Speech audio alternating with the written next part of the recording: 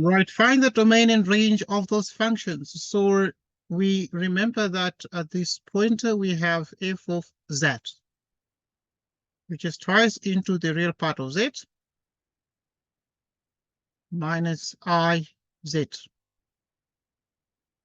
At this pointer, we let z be x plus iy r into cosine theta plus I sine theta. Okay. What is this?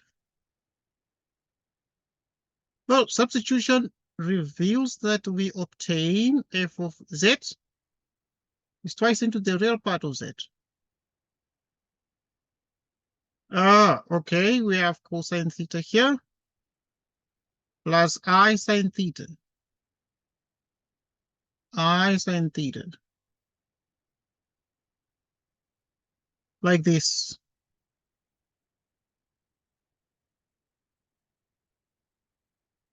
Okay, we close here. R into cosine theta plus I sine theta.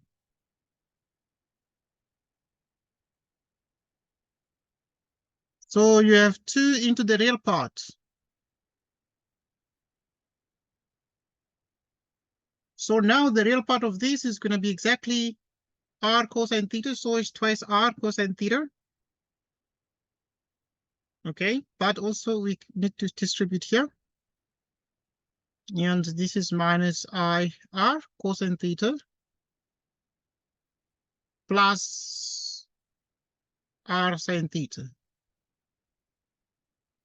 So which means it is f of z, which is twice r cosine theta plus r sine theta. And then this you can write as I into minus r cosine theta. Like so. Okay. Now, what is all this? What is all this? Well, the implication is therefore that u of r and theta is the real part, which is actually twice r cosine theta plus r sine theta. Now, what is v of r and theta? What is v of r and theta?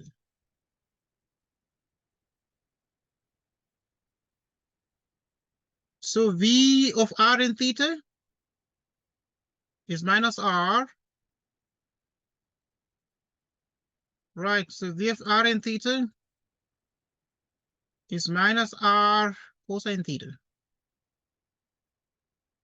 Right, let's comment on the two things, the range and the domain of this function. But in view of the fact that these functions themselves are entirely continuous functions throughout the complex numbers. So it has implications here, and the meaning, therefore, is that the range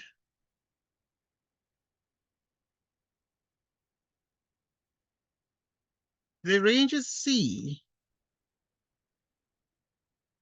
the domain.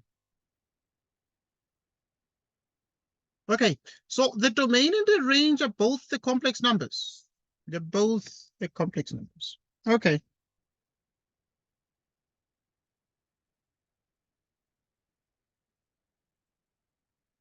Okay, like this. Domain is C, because this there are no parts where this function f of z is undefined or anything. It's not a rational function, so it doesn't have any singularities quite, so that are visible, and therefore the range is C and the domain is C. Right, so now let's look at part B. Part B. with f of z, which is the square root of z.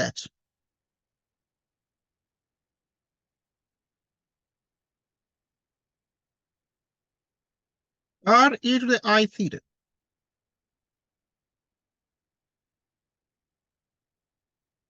Root of R e to the I theta over 2, which is f of z.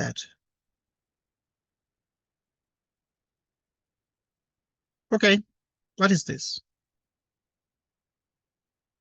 Okay, so yeah, let's just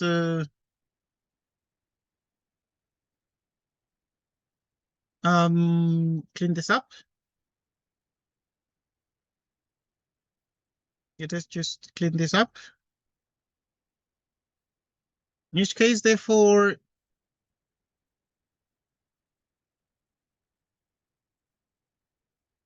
what is e to the I theta over 2? It is Euler's formula, cosine theta over 2. Right, so it's cosine theta over 2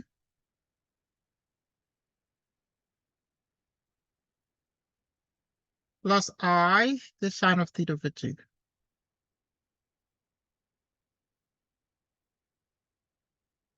Like so. At this point, it is obvious that we can make the conclusion that u of r and theta, u of r and theta is actually the square root of r cosine theta over 2.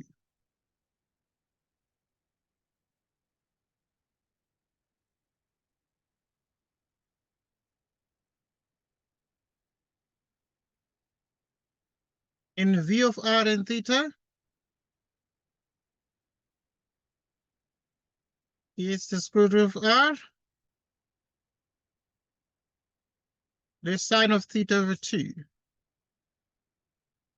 So now what is the domain of this?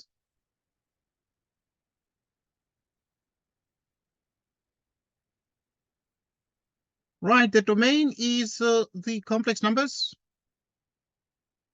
Because for every complex number, actually what we have is that this function f of z makes sense and is defined.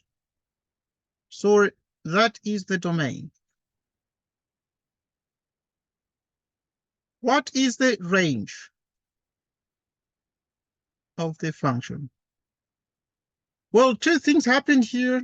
This is strictly positive, but these functions themselves have ranges between -1 and 1. But these can make things very large because the R can be very large, in which case, therefore, for any complex number, meaning that the range is also the complex numbers.